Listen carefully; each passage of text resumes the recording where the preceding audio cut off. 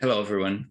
Thanks for joining today's webinar on the new strategy for addressing the wildfire epidemic in California.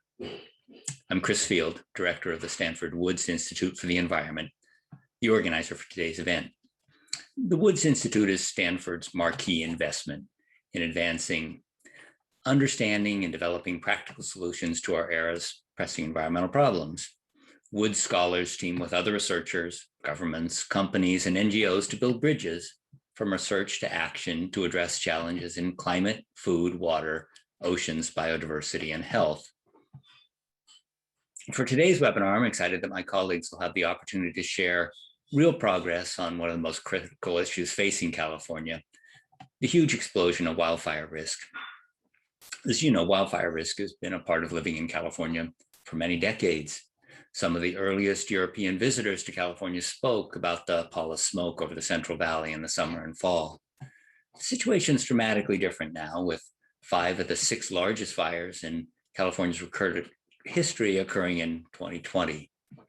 At Stanford, we're involved in many aspects of wildfire scholarship and solutions development. We have people working on aspects of policy, risk reduction from prescribed burns or mechanical fuel reduction, really compelling research on indigenous approaches to fire management, a lot of research on health impacts from smoke, exciting progress on chemicals that can provide durable fire protection in especially fire-prone areas.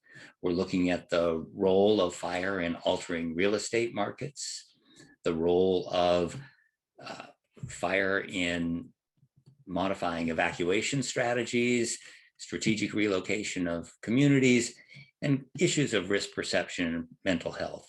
But across this whole portfolio of problems, what we really need is the galvanizing potential of trying to move research into the realm of practical solutions. And that's really the focus for today's conversation.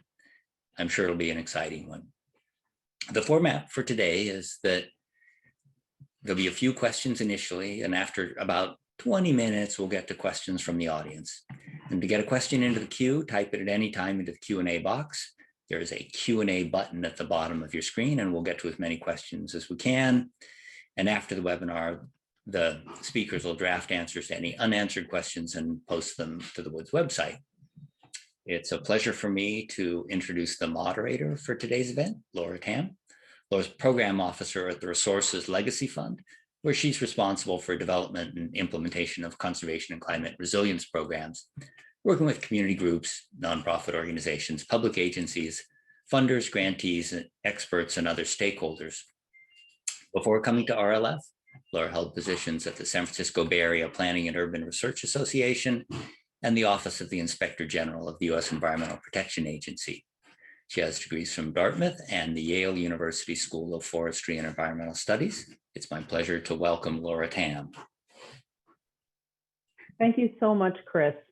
Hi, everyone. Thank you so much for joining us today. I'm Laura Tam at RLF, and I'm delighted to be here today to introduce our panel and to share a few remarks about wildfire and resilience needs here in California. First, a brief introduction of Resources Legacy Fund, or RLF, which supported the new research that you're going to hear more about today.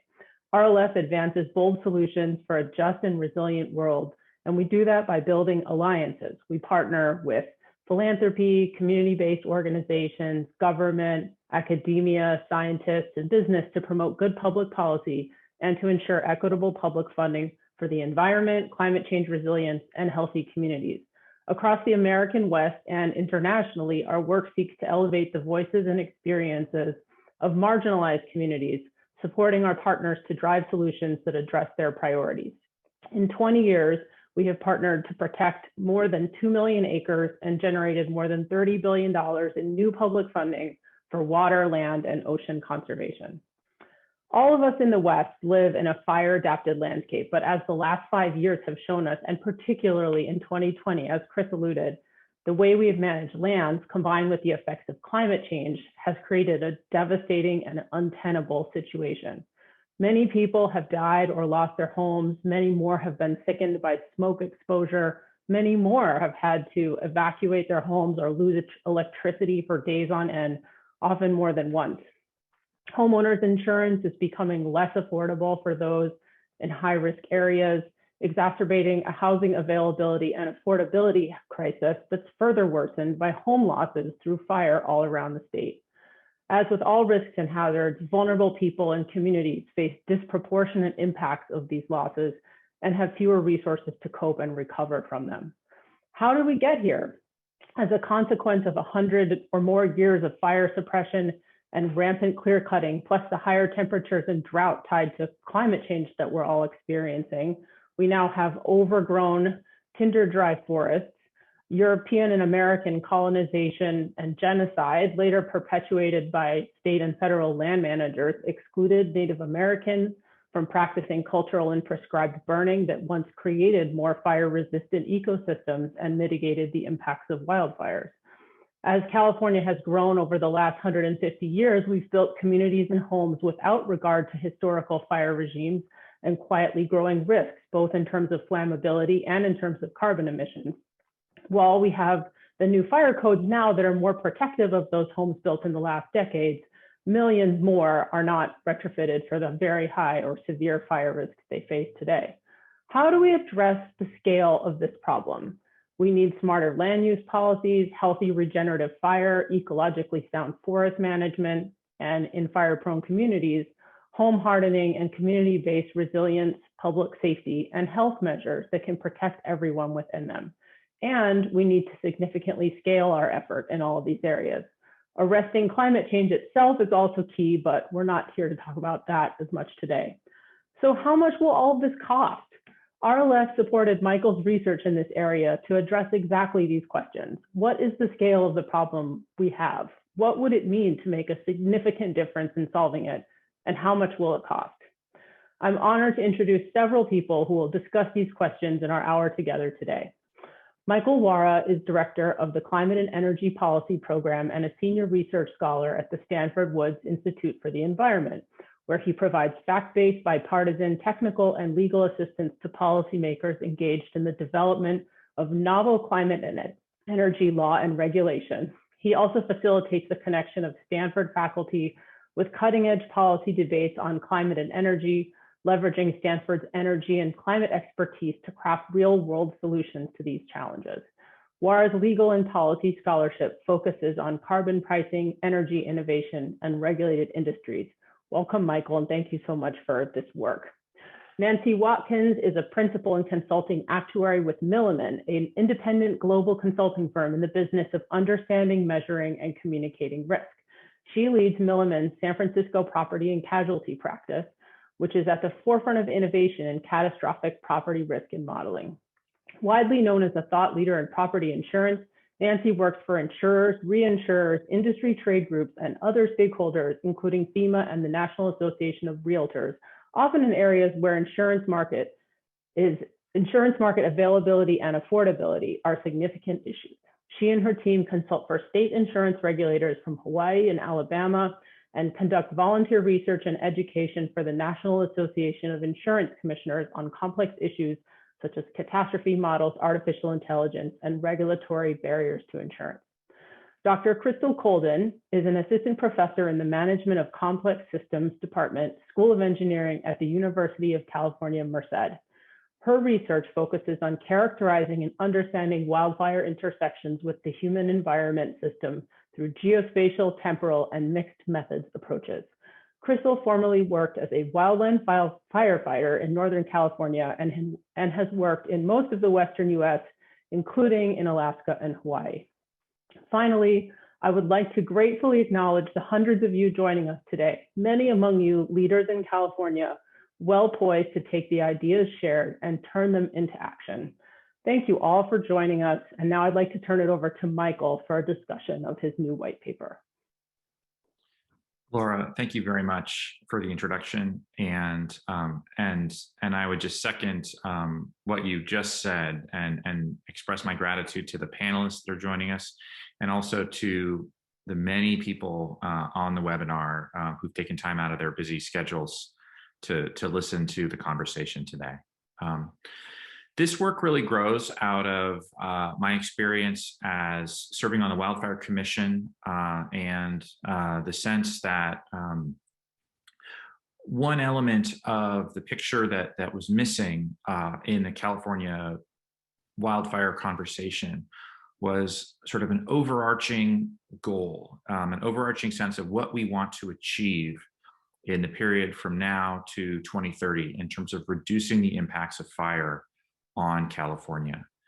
As Laura mentioned, we're in the midst of a rapid growth in impacts from wildfire. And one of the ways that we often hear that growth described is in terms of acres burned. On that metric, we've gone from in the early 2000s losing about or burning about 430,000 acres per year to a current situation where on average over the last 5 years, we've been burning about 4 times that much. And that's really driving major changes in impacts. But I'd argue that the reason we have a wildfire crisis in California, the reason that I'm here today talking about the possibility of spending billions of dollars per year in a sustained way on risk reduction, isn't really that more acres of forest are burning each year. It's because of the effects that more combustible environment has on people's day-to-day lives. And in that space, I think there are 2 more important metrics that are worth thinking about: structure loss and smoke-related morbidity and mortality. Over the past 5 years in California, we've lost on average about 11,000 structures per year to wildfire. That compares to housing production of about 70,000 units per year, according to the Department of Finance. We all know how serious the housing crisis has become in California, and it's leading, among other factors, to a leveling off of population growth in the state and enormous financial challenges, not to mention soul-crushing commutes for millions of working Californians. The impacts of wildfire on housing are localized: Santa Rosa, Redding, Paradise, but they're also widespread in the sense of that they are having fundamental impacts on the availability and cost of homeowners insurance in California. Houses are hard enough to afford and pay for as it is. That's made even more complex when homeowners are forced out of the normal admitted lines insurance markets and into more exotic products. An important, if less well understood, impact of wildfire is on air quality in the state. We know that wildfire smoke causes severe health impacts. Research at Stanford by Kari Nadeau, Mary Pernicki, and colleagues has documented the effects on kids in the San Joaquin Valley. Other research has shown how wildfire raises the chance of out-of-hospital cardiac arrest substantially in areas impacted by smoke. And Marshall Burke, Sam Hefneal, and myself and colleagues have shown how PM 2.5 the progress on the most deadly air pollutant in the Western United States, which has been falling for decades, has really been reversed in the last 10 years by the growth of wildfire-related air pollution. As a result of all these impacts, we're spending more on wildfire than ever before. Just a few years ago, I helped craft an extension to cap and trade, which required, in order to get Republican votes, repeal of a fee that raised a limited amount of money for wildfire preparation.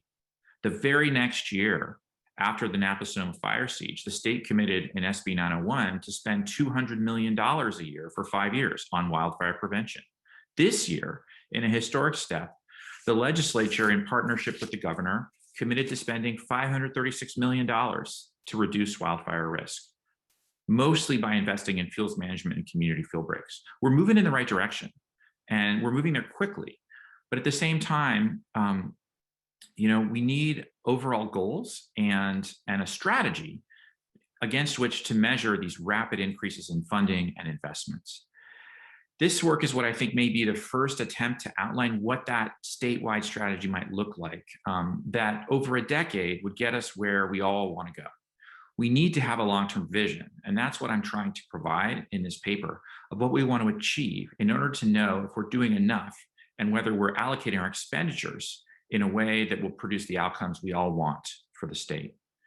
I'd emphasize at the outset that the white paper is a version 0 of what this might look like, what it should look like, but it nevertheless charts a course for future refinement. I think many of the people on this webinar are exactly the people we need to be thinking about this problem of kind of what is the big picture 10-year goal for the state, and refining and improving on the work that I've done today. And I think we also need to start measuring progress against goals. And that requires setting goals that are based on the impacts that we worry about and that we are most concerned with reducing. As I said, the white paper begins with the two impacts I consider most important, housing and air quality, and asks the question, what would it take to really alter the outcomes on these two key indicators of wildfire impact within a 10-year time horizon?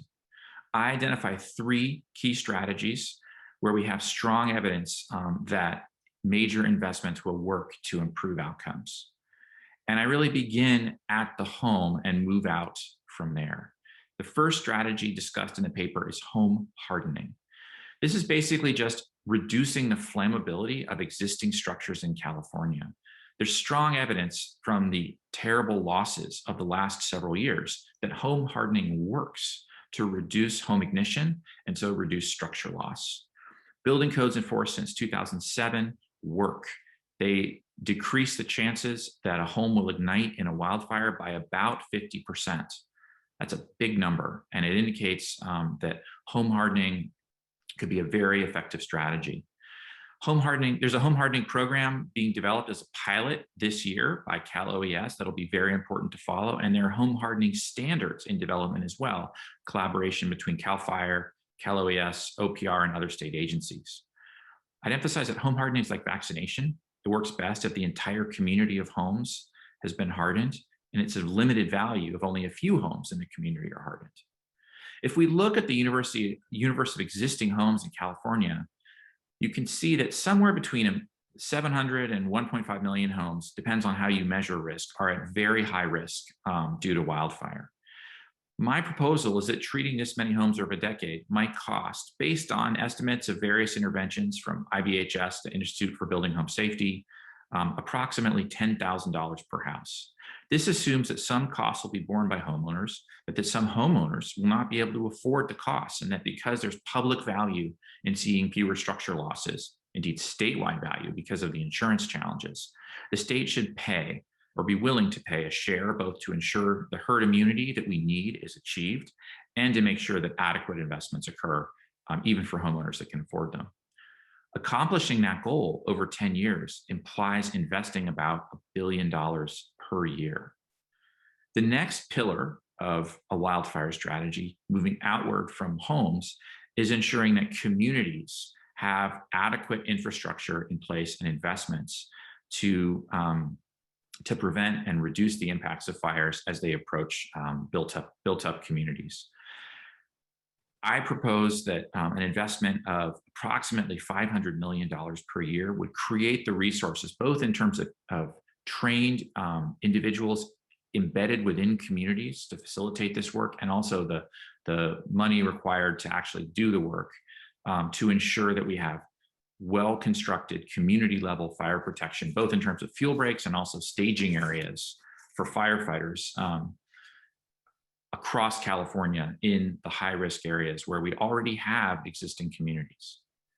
The third pillar of fire defense is most targeted really at smoke impacts rather than community protection, and targets specifically the mega fires that have been the largest producers of poor air quality over the past few years.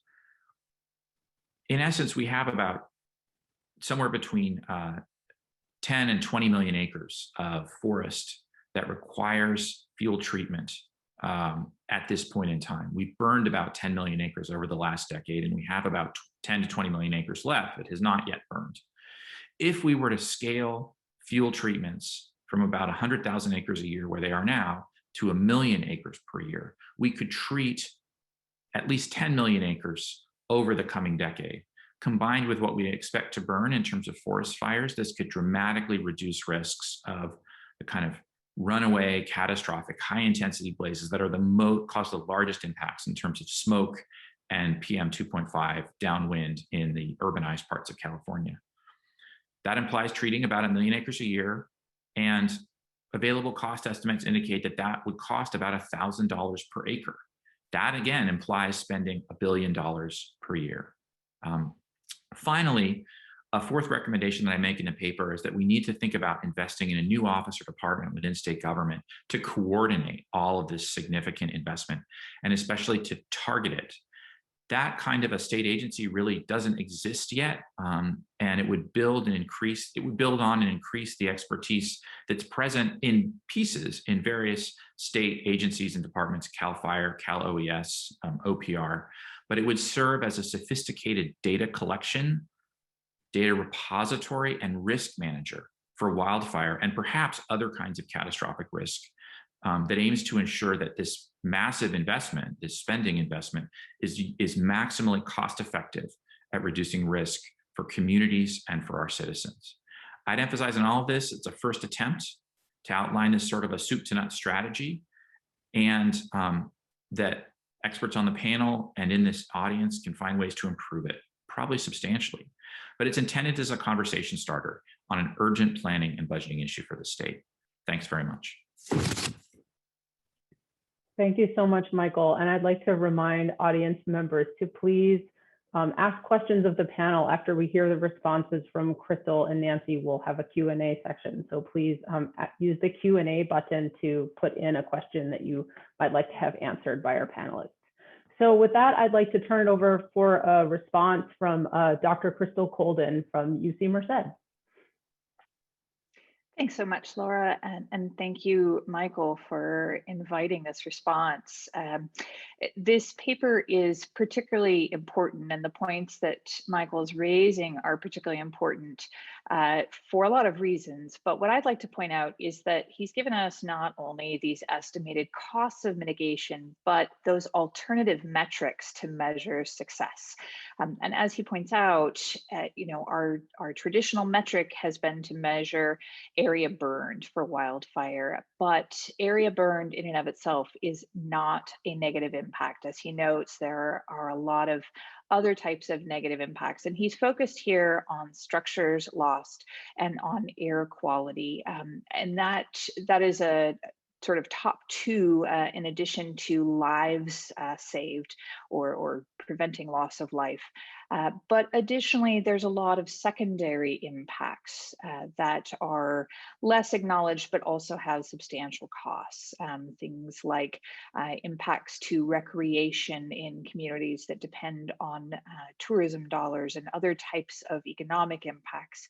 The types of things that also impact communities, like having boil water orders for lack of clean water. All of these different negative impacts are ways that we can measure success as these sorts of mitigation plans begin to be implemented. And really what it highlights, and what I think this paper has highlighted well, is that the goal here is to live with wildfire while preventing wildfire disasters. And that is a really critical thing to recognize, because it has been our goal for well over a century to try and prevent wildfire. And the science of wildfire has recognized for a long time that that is neither feasible nor is it desirable. And similarly, this concept of trying to just simply move out of fire-prone areas is, again, it's not feasible, because as Michael notes, the entire state is really fire adapted and can have fire under the right conditions. So moving away from this idea that we want to even limit area burned and move towards trying to limit negative impacts is really critical in this paper. Similarly, it's also important that Michael describes multiple scales of strategies and acknowledges that we need to do all of these things in concert, because they complement each other, right? There are different actors at different spatial scales, from homeowners and families all the way up through statewide approaches. And there's no silver bullet solution. It's a complex problem in complex systems. And again, this draws soundly from natural hazard sciences, which identify the need to develop both bottom-up strategies that incentivize individual and community actors, but also develop top-down policy and regulatory strategies that incentivize structural and systemic changes. For example, SB 332 is currently under consideration to try and change liabilities around prescribed fire. And those sort of changes support this recognition that fire is both inevitable and desirable in this landscape.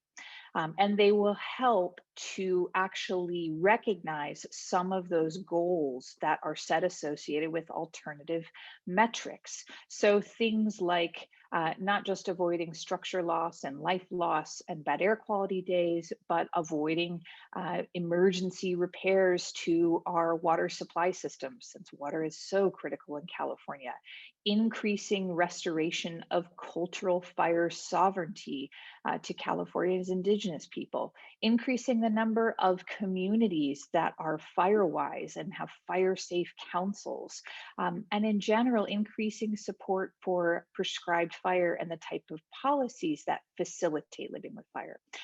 Finally, I want to point out that what I think that Michael has given is actually a relatively conservative estimate of the fiscal investment required. And it is, I appreciate that it is conservative because it doesn't scare people.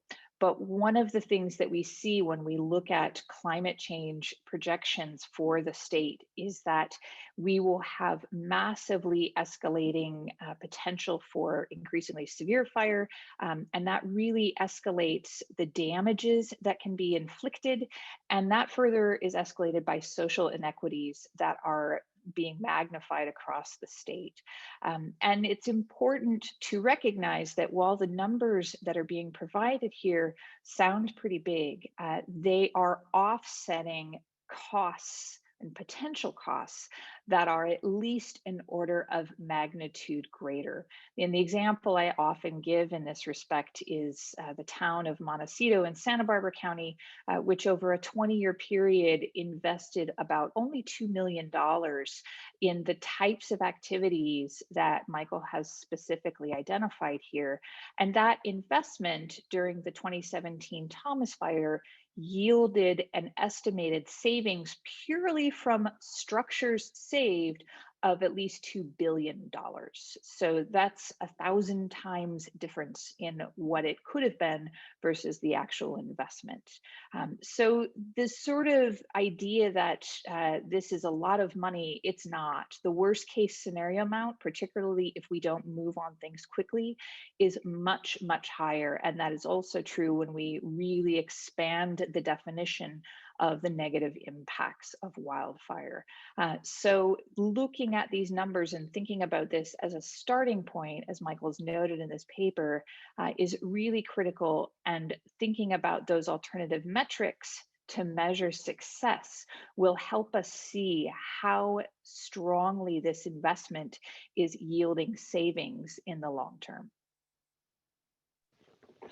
Thank you so much, Crystal. And thank you so much for that reminder that while we often think about things as costing something, it's also expensive to not do something. So that's a very important point. And now I'd like to turn it over to Nancy Watkins to tell us a little bit more about insurance and the role that that plays in fire safety.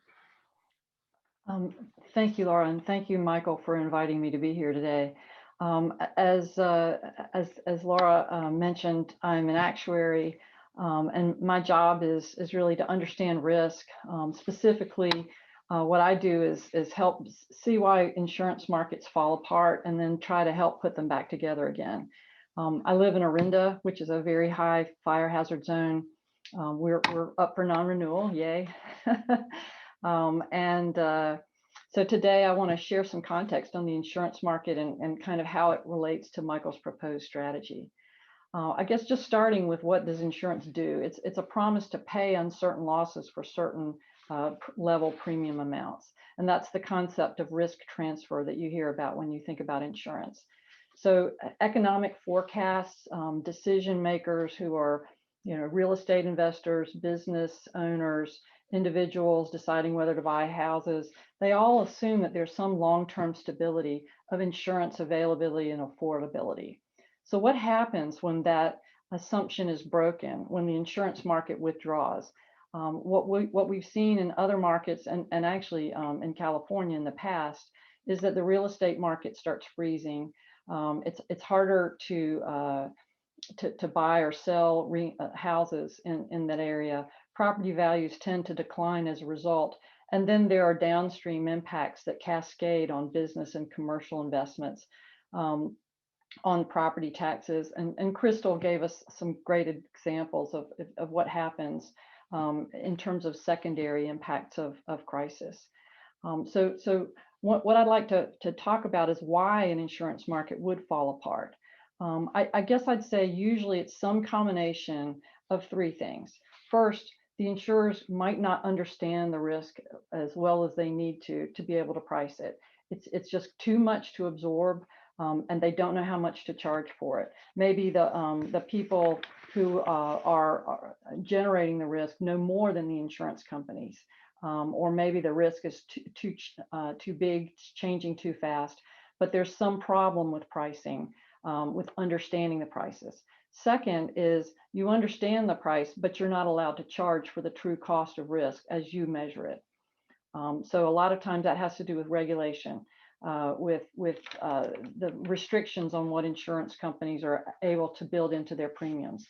Third, maybe you are allowed to charge the prices and you know what to charge, but they're just too expensive and you can't sell them. So I'd say in California, we have all of these elements in some capacity. Right now, the wildfire risk is not as well understood as it needs to be. The wildfire models, while they are the best available science today, they're relatively immature versus other models like hurricane that have been around for many more years and used more heavily for many more years. Wildfire is a very complex peril. 84% of fires are caused by humans.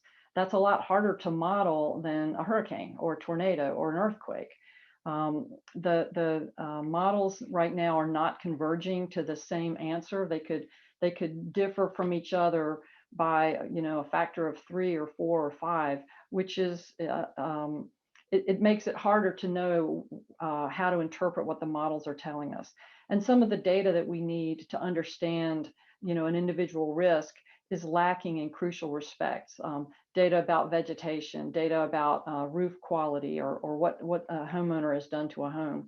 Also, the risk conditions are changing rapidly due to climate change, drought, things we all understand.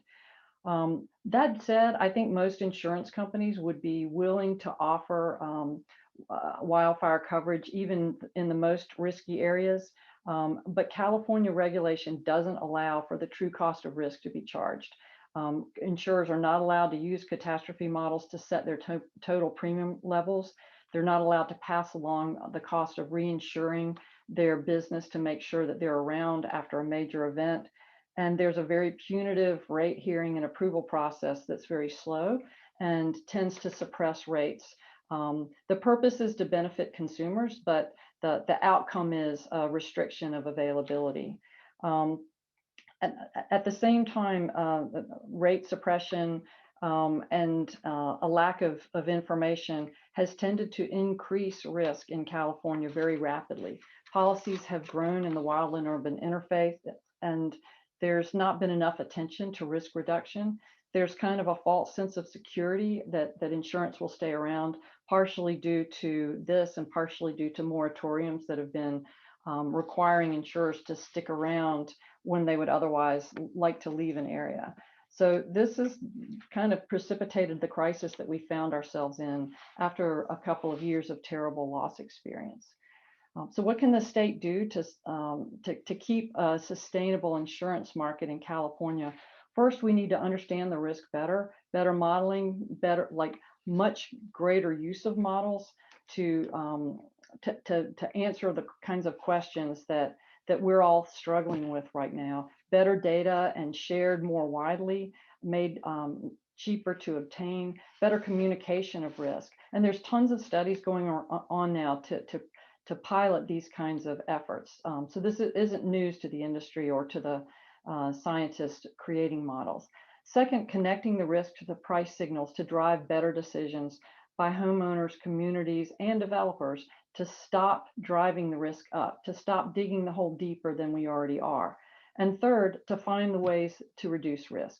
This is the key of Michael's proposal, and it's enormous. He points out lots of issues, but some of the notable ones that I kind of keyed on were finding the optimal combination of strategies to invest a limited amount of dollars. So that's going to require a lot of cost benefit analysis type modeling, once again. And then second, figuring out who's going to pay for it. That's a huge issue. But if you get past the owners of the property to the people who are hurt by wildfires and the people who benefit from driving risk up, then maybe we get a little bit more broad base of who can pay for this kind of reduction, rather just than simply assuming that homeowners can pay for everything. Third, the need for coordination across multiple stakeholders. I mean, this is going to be a big challenge. The challenge to scale is you know, how we get these great ideas to go across the entire state and to last year in and year out. These are all just examples of the same dialogues that are playing out everywhere with respect to climate change. There are a lot of issues about control and coordination. People in decision-making positions are very uncomfortable with uncertainty. They don't like managing by models because models are imperfect, they're inconsistent, they change over time. I mean, we've all experienced that with COVID over the past year. We already understand, you know, what a big deal it is to realize that the future doesn't look like the past. But I really welcome the opportunity to be part of this evolving process. I think version 0 is a lot more than 0 for Michael's plan. I think it's wonderful, and I would love to be part of building version 0 out into 1, 2, and 3 for the next 10 or 30 or 50 years. Thanks. Thank you so much, Nancy. And so now we're going to transition into some questions and answers for our panelists. And you all gave us so much to think about, and I really appreciate that. So I'd like to address the first question to Michael. You know, your paper proposes a $3 billion per year investment in these categories of activity, which is several times higher than the current level of investment we make in wildfire resilience in California today. So how do you propose we get from here to there? That's a great question, and it's the hardest one. I think there's several ways to think about this. First is that while we need to spend about this amount of money statewide, not all of it should be or needs to be state general fund dollars. About half the forests in the state of California are owned by the federal government. I think there's definitely a rationale for asking the federal government to be a good neighbor in terms of how they manage their forests and invest in fuels management in California. I'd also argue, though, that for too long, we have thought of the wildfire problem as something that occurs in the forest and maybe in communities and rural areas. And the key point of the new science on wildfire is that this is a huge problem, a huge public health problem in the most urbanized parts of California. And it's creating real environmental injustice, especially in the Central Valley. So I think there's a rationale for making the kinds of investments that we have historically made in implementing the Clean Air Act and achieving its objectives with a direction of improving outcomes for wildfire. And that may be another important source of resources that could be made available. We invested something on the order of $6 billion to reduce particulate emissions from coal-fired power plants in the mid-2010s. And that had huge benefits for the United States, estimated to be north of $30 billion. We need to be thinking about these kinds of magnitudes because, you know, our work indicates that perhaps as many as 3,000 seniors died this summer from the smoke associated with wildfires in California. It's really significant and sad. So, and speaking of air quality regulation, you know, prescribed fire is a tool that you have written about as critical to staving off mega fire. Given that we already have some polluted air in parts of California that is still not that great, can you talk about air pollution regulation for prescribed fire and how to enable it, but also not make the situation worse? Well, I'd say this is a really important question for air regulators to confront, and they are confronting it in the state and working on it. Traditionally, prescribed fire has been regulated as a pollution source, air pollution source, kind of similar to agricultural burning. And whereas wildfire is treated as kind of a force majeure, an act of nature that's uncontrollable. And the reality, of course, is that prescribed fire reduces the risk and impact of wildfire. But that's the evidence that we have. And so we should be willing to tolerate additional prescribed fire smoke in order to reduce wildfire smoke. I think the answers to that, how to do that, are still being worked out, and they involve kind of creative implementation of both the Clean Air Act and our environmental impact assessment laws, CEQA and NEPA, in the state of California. And I think we're going to see change over the next couple of years. My students and I are actually working on a project right now to try to estimate the costs and benefits of a program like the one that's proposed in this study in terms of its air quality impacts for the state. Look forward to seeing the outcome of that study. My next question is for Crystal. Crystal, why can't we just forbid everyone from living in fire-prone areas or buy them out? Yeah, that's a great question. And it is something that Michael talked about in his introduction to this and in the paper, right? Which is that we already have massive housing deficits and shortages in this state, right? And suggestions that people just simply shouldn't live in fire-prone areas fail to recognize two key things. One is that pretty much every part of the state is fire prone. And I think that one of the things that we saw in 2020 was that in Santa Cruz County and some of those coastal regions that people haven't really considered to be a high fire hazard area. When we get the right combination of conditions, which we are seeing more frequently with climate change, those areas can become really high intensity fire hazard zones. And so that really expands the area where there's a high level of risk much more broadly than we have traditionally thought or mapped across the state.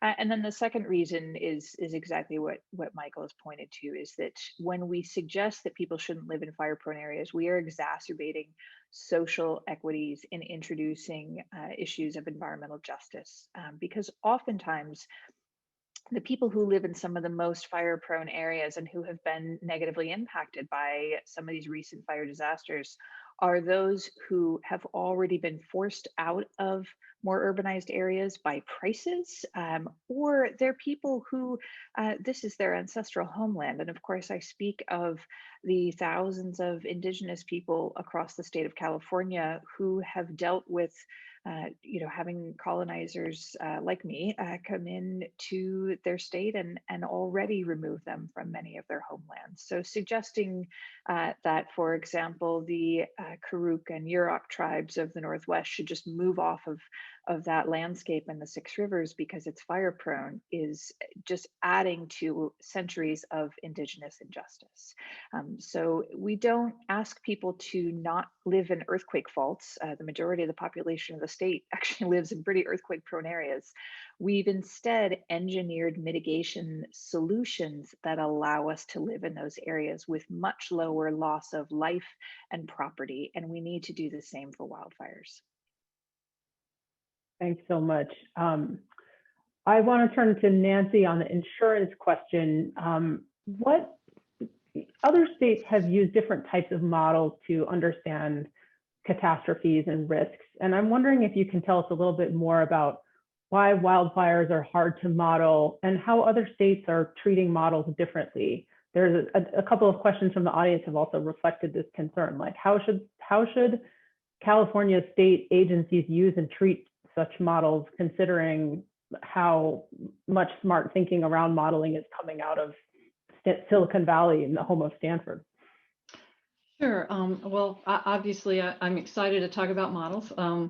The states, each state in the U.S. has its own insurance regulatory framework, and so they have local practices and regulations to deal with how insurance is priced and what is allowable. Um, California is only one of 2 states that does not allow catastrophe models for this specific purpose. Um, and in fact, they do allow catastrophe models for earthquake insurance and have for many, many years. And it hasn't, as far as I can tell, never been a problem.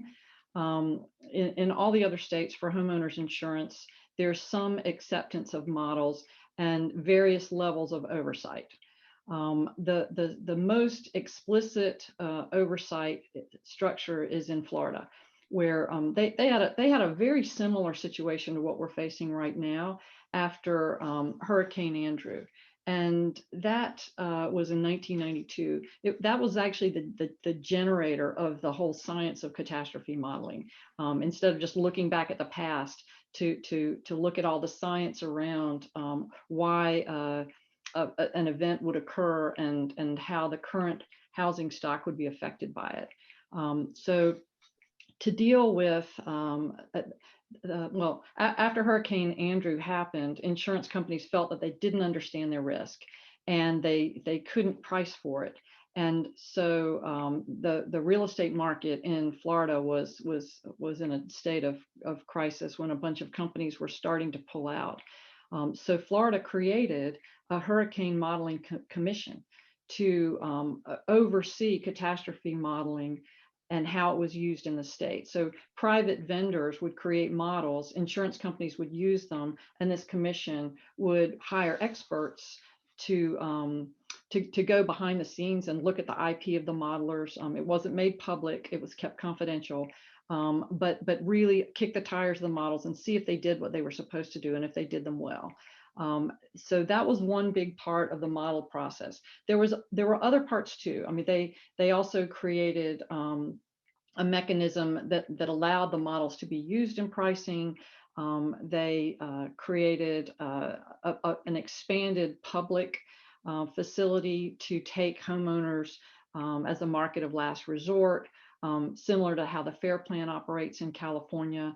And very importantly, they started implementing stronger building codes and mitigation, home hardening requirements, which drove down the risk in the state and drove down the premiums over time.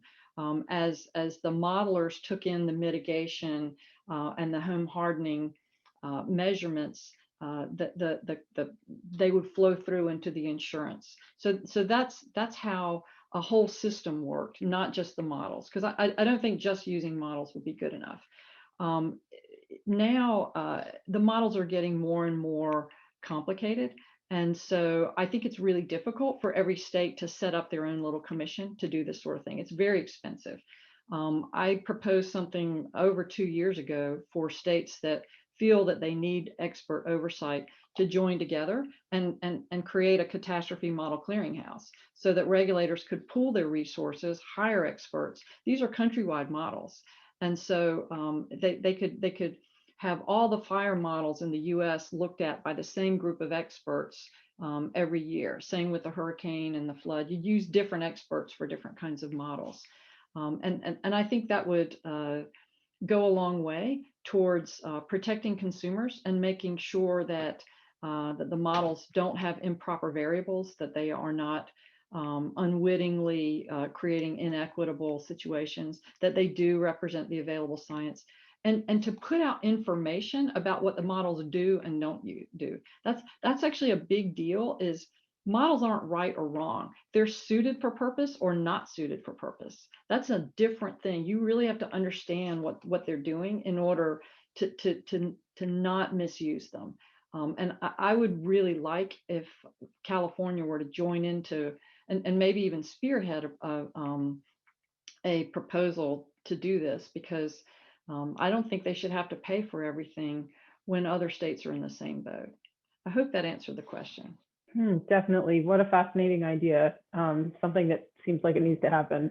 But let's move. We have over 50 questions and only about 10 minutes left. So I'm going to try to, let's try to do some quick answers. So this first question comes from, and I think this is probably best directed toward Michael, but Crystal, you might want to answer as well. From Michael Barber, how can we decrease the overregulation of prescribed burns, particularly local air boards requiring approval for every burn? Well, I think the long-term approach, if we want to really scale the use of good fire in the state of California, is going to be to move toward more programmatic approaches.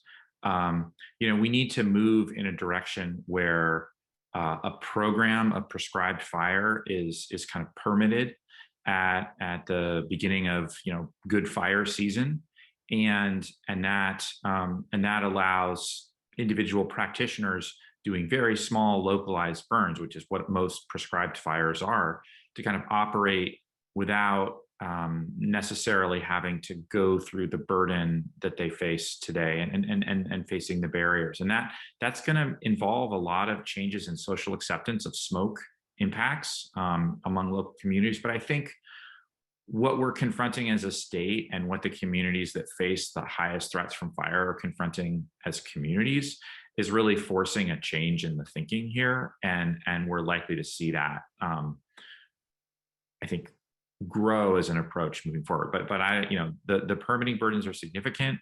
I think we need more staff at air boards as well, and that are skilled in permitting for prescribed fire. And that's also true for CAL FIRE as well, which typically would issue a burn permit at least during the fire season. So it's investment across a variety of organizations, and then a recognition that this is something we want to do because the benefits of doing it far outweigh the costs. Thanks. And the next question comes from Rebecca Miller, and this could be for anyone, I think maybe Crystal and Michael most. What specific federal and local policies would you recommend beyond the state policies identified or recommended here? That's a great question. I think one of the key things is that we do actually have policies that we can look to in other states. So at the state level, and this tags on to what Michael was just talking about with removing barriers for prescribed fire. There are other states that have developed and implemented and had enormous success with regulatory policies around prescribed fire that facilitate that program of burning and that acceptance, that cultural acceptance that he's talked about. And that is where the state is beginning to see potential. At the federal level, there have also been policies to support that. One of the things that I found in my work is that I think it was the 2004 Indian Timber Protection Act actually facilitated tribes to be able to better manage their own timber under sovereign approaches, which actually increased prescribed fire to protect those timber resources. So that the types of policies that have been shown to work across the country at state levels, and then even in other countries. One of the things we've talked about in California a lot is how Australia uses the stay and defend policy, and how it has changed over time to reflect changing climatic conditions and some events like the 2009 highly fatal, disastrous Black Saturday fires. But the stay and defend policy was specifically meant to incentivize individuals and communities to do the work so that when a fire did happen, they could protect themselves. But it also supported investment at the federal level from the Australian government. So looking at some of those other policies, obviously we're going to have buy-in at multiple levels, and figuring out which ones will work with the actors in place here is going to be one of the key areas for science actually moving forward to work with policy. Thanks, Crystal. And the next question I'd like to direct your way as well, since you mentioned working with the community of Montecito. This question comes from Rob Hogue, and the question is, Montecito is a very wealthy community, and it's great they were able to make progress against the hazards of wildfires. What is a plan that's implementable there really feasible in less wealthy areas? And I think the implicit question there is what can be done about that? That's a fantastic question, and one I've received a lot. So I noted that Montecito only invested about $2 million over 20 years, inflation adjusted, and almost all of that came from state level grants, right? So this is important to note because for a community that does not have the type of means that Montecito does, or some of the wealthier Southern California communities, there is not actually a huge level of investment required. And as the types of programs that Michael has proposed, if those are implemented and we start investing through these sorts of state grant resources, then that means that any community can access those, and having programs to make sure that socially vulnerable and oftentimes marginalized communities are able to access and receive those resources will help facilitate that and remove some of those inequitable barriers. Great. The next question I think is for you, Nancy, from Jenny Kwong. How can the wildfire community continue to engage with the insurance industry moving forward? What do we need to keep these conversations going and to find solutions? Well, thank you, Jenny, for the question. I'd say that the insurance community has got to be a leader in this area. I mean, they cannot just be a bystander and sit there and watch everybody else deal with the problem. And you know, my clients are anxious to do this. Some of the ideas and pilots that I'm aware of, that they're talking about working with Firewise. I mean, I think it might have been Michael's paper, it might have been an IBHS paper, but it seems like homeowners make their mitigation decisions not necessarily based on dollars of premium reduction, although that's nice. They do it because other people on their street are doing it, and because someone's made it easy for them. And so I think if the insurance industry were to really put some resources into education and you know, maybe having like spring fairs with Earth Day, where they have promotional materials that can help the Firewise communities bring more people into Firewise, and then educate them about what they can do. Maybe have chippers come through like once a month or you know, once every few months, because that doesn't really cost very much, and it gives a huge like deadline and incentive for people to do things. I mean, that's actually happened in our area. If one group like starts promoting, other people tend to do things. They also are the investors behind IBHS. You've probably heard of the Institute of Business and Home Safety. That entity is trying to figure out every single way that a house can burn down, and then every single way to stop that from happening. So IBHS has they put out a study in August on last year on suburban wildfire and recommendations on how to mitigate a house. They worked with the NAIC and a modeling company, RMS. In November 2020, they put out a study on wildfire mitigation of insured properties, starting to get into a cost-benefit analysis. It was more illustrative, you know, how to do it, but all these things that Michael's proposing, there needs to be a cost-benefit analysis in order to get people to agree to pay for it, especially because these aren't one-time costs, these are recurring costs.